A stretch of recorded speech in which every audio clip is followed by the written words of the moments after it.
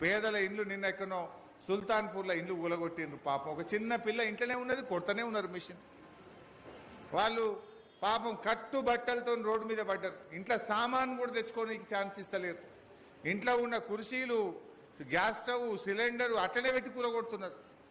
ఇంత దుర్మార్గం ఆ శనివారం ఆదివారం చూసి కూలగొడతారా? హైడ్రా అంటే పేదల బతుకులు కూల్చడానికి పెట్టినవా రేవంత్ రెడ్డి? హైడ్రా అంటే పేదల బతుకులు కాపాడుతావా, పేదల బతుకులు కూల్చుతావా? గవర్నమెంట్ అంటే ఇంత గూడు చూపియాలి. గవర్నమెంట్ అంటే బుక్కడి బువ్వ పెట్టాలి, నీడనియాలి. కానీ రేవంత్ రెడ్డి ఉన్న నీడ కూలగొడుతుండు, ఉన్న గూడు కూలగొడుతున్నాడు. పేదల బతుకులు ఆగం చేసే విధంగా ఇవాళ కాంగ్రెస్ ప్రభుత్వం పేదల ఇండ్లు నిన్న ఎక్కనో సుల్తాన్పూర్లో ఇండ్లు ఊలగొట్టిండ్రు. పాపం ఒక చిన్న పిల్ల ఇంట్లోనే ఉన్నది, కొడతనే ఉన్నారు మిషన్. వాళ్ళు పాపం కట్టు బట్టలతో రోడ్డు మీద పడ్డారు. ఇంట్లో సామాన్ కూడా తెచ్చుకోవడానికి ఛాన్స్ ఇస్తలేరు.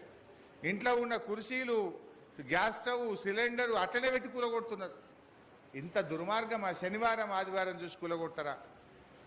హైడ్రా అంటే పేదల బతుకులు కూల్చడానికి పెట్టినవా రేవంత్ రెడ్డి? హైడ్రా అంటే పేదల బతుకులు కాపాడుతావా, పేదల బతుకులు కూల్చుతావా? గవర్నమెంట్ అంటే ఇంత గూడు చూపియాలి.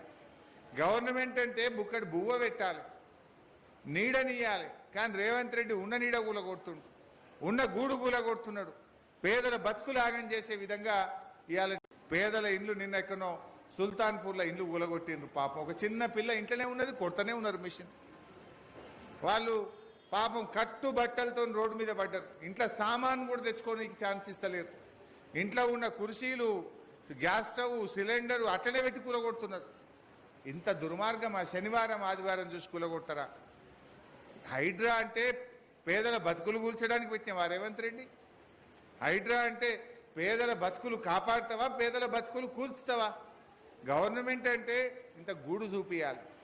గవర్నమెంట్ అంటే బుక్కడి బువ్వ పెట్టాలి, నీడనియాలి. కానీ రేవంత్ రెడ్డి ఉన్న నీడ కూలగొడుతుండు, ఉన్న గూడు కూలగొడుతున్నాడు.